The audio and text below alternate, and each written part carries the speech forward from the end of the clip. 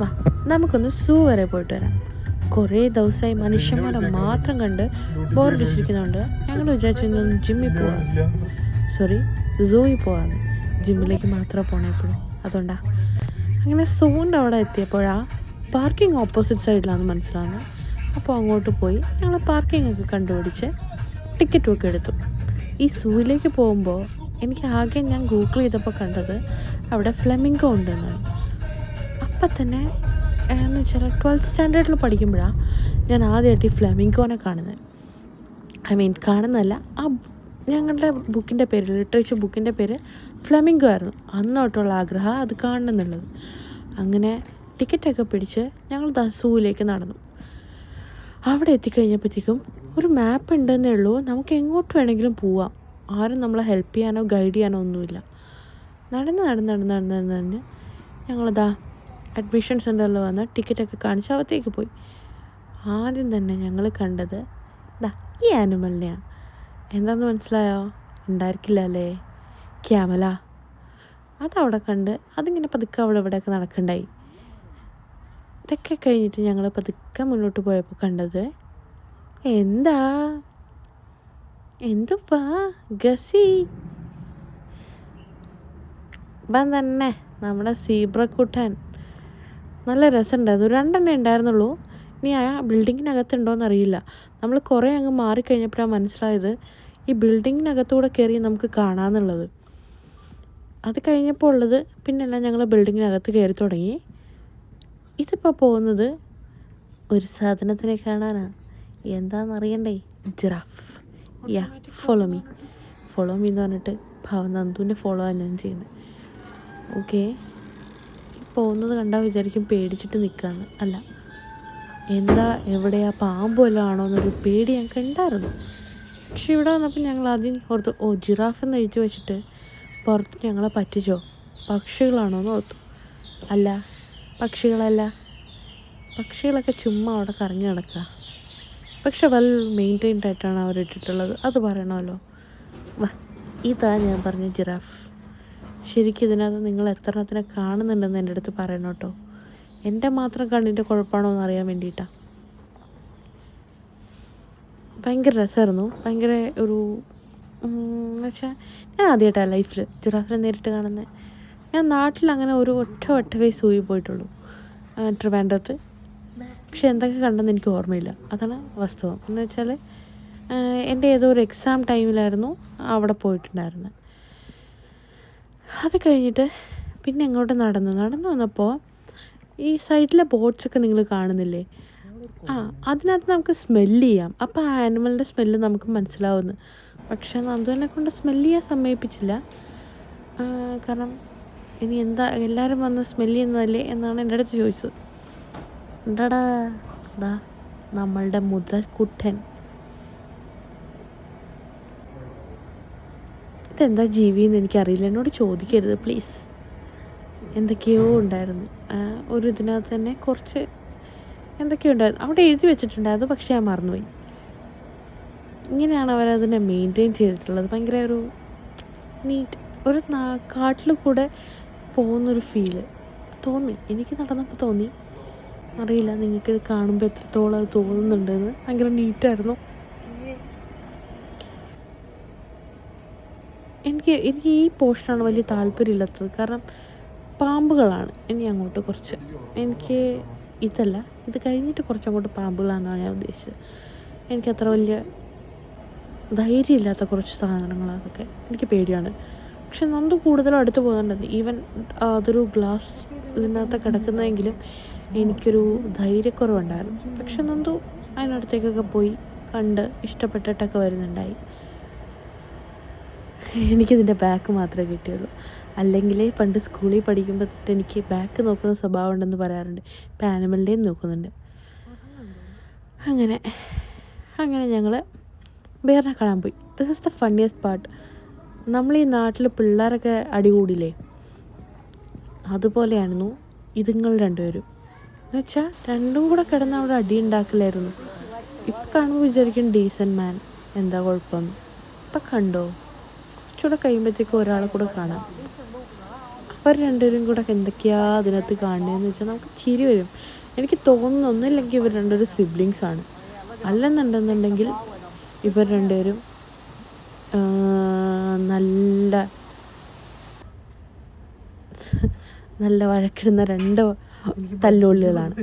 അങ്ങനെ തോന്നിയത്. നോക്കിക്കോ, കണ്ടോണേ, കണ്ടാ എന്തൊക്കെയാ കാണിക്കണേ നോക്കിക്കോ. എനിക്ക് പെട്ടെന്ന് എൻ്റെ അനിയത്തിനെ ഓർമ്മ വന്നത്. ഞങ്ങളിങ്ങനെയാണ്. പിന്നെ എന്തിൻ്റെ ഒരു ഫോസിൽ അവിടെ കിടക്കുന്നുണ്ടായിരുന്നു. അത് നമ്മൾ തന്നെ സോൾവ് ചെയ്യണം വിത്ത് സം ക്ലൂസ്. എനിക്ക് സോൾവ് ചെയ്യാൻ വലിയ ബുദ്ധിയില്ലാത്തതുകൊണ്ട് ഞാൻ അതിന് നിന്നില്ല.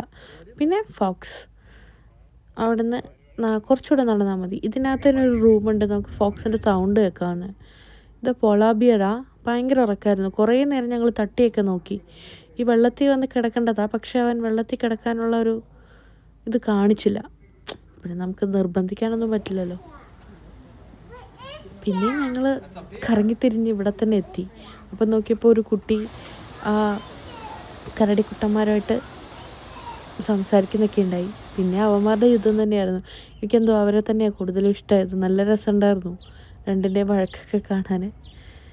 പിന്നെ ഈ ബേർഡ് ഈഗിളാണ്, ടൈപ്പ് ഓഫ് ഈഗിൾ.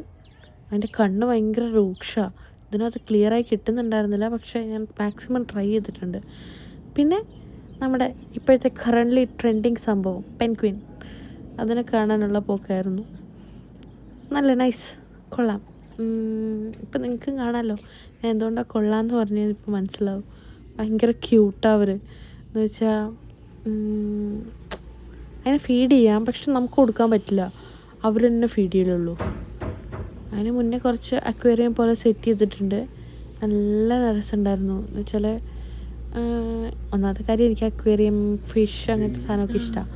അപ്പം അത് കണ്ടുകൊണ്ട് ഇങ്ങനെ നടക്കാൻ നല്ല രസമുണ്ടായി ആ ഒരു ബിൽഡിങ്ങിനകത്തൂടെ. പക്ഷെ ഒരു സംഭവമുണ്ട്, ഇതിനകത്ത് ഞങ്ങളൊരു മെയിൻ സാധനം മിസ്സായിട്ടുണ്ട്, ലയൺ. ഞങ്ങൾ ചെന്നപ്പോൾ സമയം ലേറ്റായി, ഞങ്ങൾക്ക് കാണാൻ പറ്റിയില്ല. അവിടെ കുറേ നേരം നിന്നിട്ടുണ്ടായിരുന്നെങ്കിലും ഞങ്ങളിങ്ങനെ എല്ലാം കണ്ട് സമയം കളഞ്ഞത് കൊണ്ടിട്ട്, സമയം കളയല്ല, സമയം യൂട്ടിലൈസാണ് ചെയ്തത് മാക്സിമം. പക്ഷേ അത് വെൽ യൂട്ടിലൈസ് ചെയ്തോന്ന് ചോദിച്ചാൽ ഇല്ല, കാരണം കുറച്ചുകൂടെ ചെയ്യാമായിരുന്നു എന്ന് പിന്നെ തോന്നി.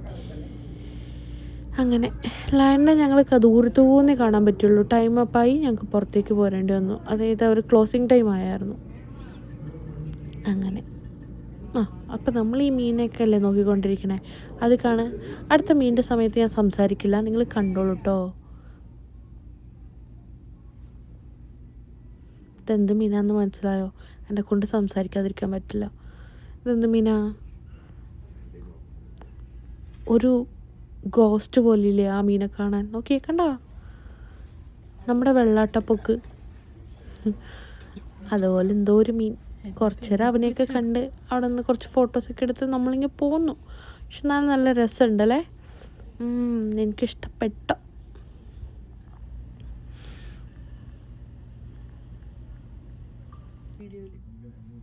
ഇതെന്തോ ഒരു ജെല്ലി ഫിഷാണ്, പക്ഷേ എനിക്കിങ്ങനൊരു ഷൂട്ടിംഗ് പവർ ഉണ്ടെന്ന് ഞാൻ മനസ്സിലാക്കിയത് അവിടെ വെച്ചാൽ. പിന്നെ ഞാൻ ആ ക്യാമറ അങ്ങനെ തന്നെ വെച്ചു അനക്കാണ്ട്. എന്നിട്ട് ഞാൻ ഫോട്ടോ എടുക്കാമെന്നൊക്കെ വിചാരിച്ചു, പക്ഷേ നടന്നില്ല. പക്ഷേ ഇത് കഴിഞ്ഞിട്ട് ഞാൻ നിന്നു കേട്ടോ. ഇത് കണ്ടോ, ഞാൻ സ്റ്റെബിലൈസ് ചെയ്തു. എന്ത് രസമാണ് കണ്ടാൽ വിചാരിക്കുക ജനറേറ്റഡ് വീഡിയോ എന്ന്. അല്ല, ഞാൻ സ്വന്തമായിട്ട് ഷൂട്ട് ചെയ്തതാണ്. നൈസല്ലേ? എൻ്റെ കഴിവ് നിങ്ങൾ മനസ്സിലാക്കണം. അത് പോട്ടെ, പക്ഷെ നല്ല രസമുണ്ടായിരുന്നു കേട്ടോ അതിങ്ങനെ കണ്ടുകൊണ്ടിരിക്കും. ഞാൻ വാൾപേപ്പറൊക്കെ ആക്കിയായിരുന്നു വിചാരിച്ചു, പിന്നെ അത് വേണ്ട, ഭയങ്കരമായി പോവും. അത്രയും ലവൊന്നും എനിക്കതിനോടില്ല. അങ്ങനെ ഇവിടെ ഞങ്ങൾ കുറച്ച് ഫോട്ടോസൊക്കെ എടുത്തു. അതിനിടയ്ക്ക് നന്ദു അതിനെ ലവ് അടിക്കാൻ പോയി, ലൈൻ അടിക്കാൻ പോയി. വിട്ടു കൊടുക്കില്ല ഞാൻ.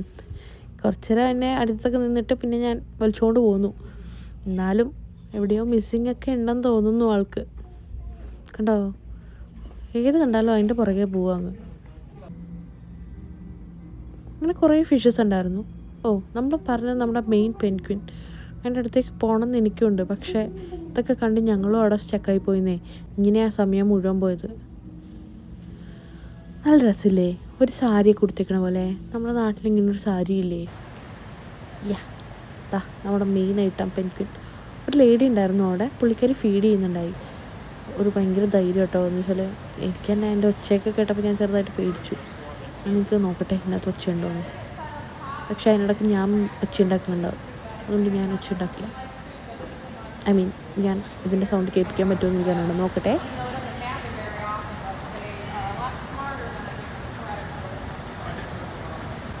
എടാ ഭയങ്കര ക്യൂട്ടാണത്. നല്ല നീറ്റുമായിരുന്നു ആ ഏരിയ. ഒരു കുളിക്കുന്നുണ്ടായിരിക്കും ദിവസം. നമ്മളെ മത്തി എന്തോ വന്നീ കൊടുക്കുന്നത്. അതാ അവനാ ഒച്ച ഉണ്ടാക്കുന്നു.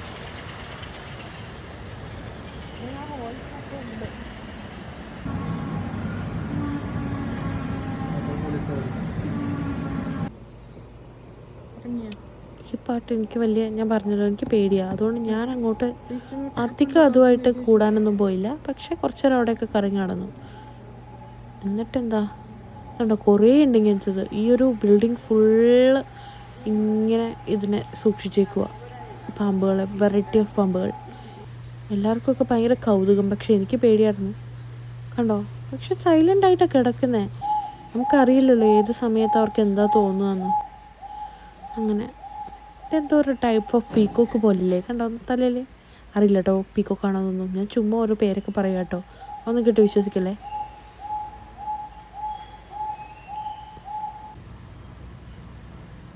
ഇത് പാമ്പ് പടം പൊഴിച്ചിട്ടിട്ടേ ഉള്ളൂ, പക്ഷേ ഈ പാമ്പിനെ ഞങ്ങൾ കണ്ടില്ല. ഞങ്ങൾ അവിടെയൊക്കെ തപ്പി. ഇതെന്തോ ഒരു ടൈപ്പ് ഓഫ് ബേർഡ്, ഓസ്ട്രിച്ചാന്നൊക്കെ വിചാരിച്ചു, പക്ഷെ അല്ല. ഇവിടെയാണ് ഞാൻ പറഞ്ഞ എൻ്റെ ഫ്ലെമിംഗോയിലേക്കുള്ള നടത്തം. നമ്മൾ ഇപ്പോൾ അതിൻ്റെ അടുത്തേക്കാണ് പോകുന്നത്. യുനോ, എനിക്ക് രാജേശ്വരി മിസ് ആ ബുക്ക് പഠിപ്പിക്കുമ്പോൾ തൊട്ടുള്ള ആഗ്രഹം അതിനെ നേരിട്ട് കാണണമെന്ന്. അന്ന് നമ്മുടെ ലിറ്ററേച്ചർ ബുക്കിൻ്റെ പേരായിരുന്നു ഫ്ലെമിംഗോ. ആർക്കൊക്കെ ഓർമ്മയുണ്ടാവുമെന്ന് എനിക്കറിയില്ല. 12th ഫ്ലെമിംഗോ ബുക്ക് പഠിച്ചിട്ടുള്ളവരൊക്കെ കമൻറ്റ് ചെയ്തോ. അപ്പോൾ നമ്മൾ പറഞ്ഞത് എന്താ, ഇത് കഴിയുമ്പോൾ നമുക്കിപ്പോൾ ഫ്ലെമിംഗോനെ കാണാം. ഈ ഒരു ഇതിനകത്തായിരുന്നു അവർ ഉണ്ടായിരുന്നത്. എനിക്ക് ശരിക്കും ഏറ്റവും ഹാപ്പി ആയിട്ടുള്ള ഈ ഒരു പോർഷൻ മാത്രമാണ്. എന്ന് വെച്ചാൽ എല്ലാം കണ്ടതിലും എനിക്കിഷ്ടം അതാ കണ്ടാൽ നോക്ക്, ഇത് ക്യൂട്ടാണ്. എനിക്കൊരാഗ്രഹമുണ്ട് ടാറ്റു ചെയ്യുകയാണെങ്കിൽ ഇതിനെ ചെയ്യണമെന്ന്. പക്ഷേ ധൈര്യമില്ല, ടാറ്റു ചെയ്യാനുള്ള ധൈര്യമില്ല. അതുകൊണ്ട് ഞാൻ ഇതിനെ ചെയ്യില്ല. കണ്ടോ, ഇവർ ബൈ പറഞ്ഞാൽ ബൈ ഒക്കെ തരും.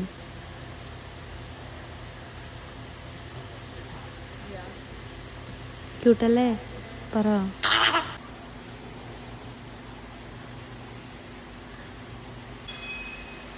അങ്ങനെ കുറേ നേരം അവിടെ തന്നെ നിന്നിട്ടോ. കാരണം എനിക്കിതിനെ കണ്ടിട്ടും മതിയാവുന്നുണ്ടായിരുന്നില്ല. ഞാൻ കുറേ നേരം അതിനെ തന്നെ നിന്നു. പല ആംഗിളിൽ, പല സൈഡിൽ നിന്ന് ഒരേ സാധനം തന്നെ പല ആംഗിളിലൊക്കെ ഞാൻ ഫോട്ടോ എടുത്തിട്ടുണ്ട്. എന്താ ബൈ തരണേ.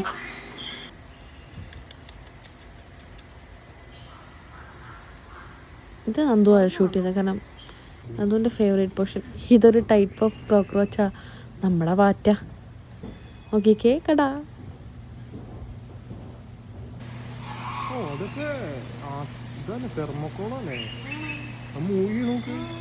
ഇവർ സുഖമായിട്ട് അവിടെ നീന്തി കളിക്കാന്നേ. ആരും ഡിസ്റ്റർബ് ചെയ്യാനും ഇല്ല എന്നുള്ള രീതിയിൽ അവരവിടെ അങ്ങ് എൻജോയ് ചെയ്യുക.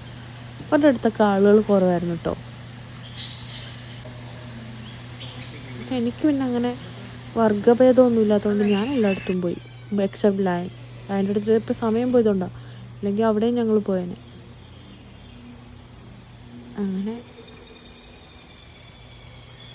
അങ്ങനെ ഈ യാത്ര തീരാറാവുന്നതിന് മുന്നേ ഞങ്ങൾ എന്താ കണ്ടത്, ഈ സൈഡ് ഫുള്ള് കുറേ ആമകളായിരുന്നു. എനിക്കങ്ങനെ ആമകളുടെ വെറൈറ്റി ഒന്നും അറിയാത്തതുകൊണ്ടായിരിക്കും അതിൽ വലിയ ഇതൊന്നും ഞാൻ നോക്കിയില്ല. കണ്ടു പോന്നു. അവിടെ ഒരു 3D പ്രിൻറ്റിങ് മെഷീൻ ഉണ്ട് കേട്ടോ, നമുക്ക് തന്നെ പ്രിൻ്റ് ചെയ്തെടുക്കാം. കണ്ടാ, പേടിക്കണ്ട, ഞാൻ തന്നെ അടിച്ചാൽ. ഇതൊക്കെ കഴിഞ്ഞപ്പോഴത്തേക്ക് സമയം ഔട്ടായി. അങ്ങനെ ഞങ്ങൾ തിരിച്ച് വീട്ടിലേക്ക് വന്നു. നിങ്ങൾക്ക് വിചാരിക്കുന്നുണ്ടാവില്ലേ അവിടം വരെ പോയിട്ട് ഇമ്പോർട്ടൻറ്റ് സാധനം കണ്ടില്ല എന്ന്. വിഷമിക്കണ്ട, നമുക്ക് പിന്നെ എപ്പോഴെങ്കിലും പോവാന്നേ. അപ്പോൾ ബായ്.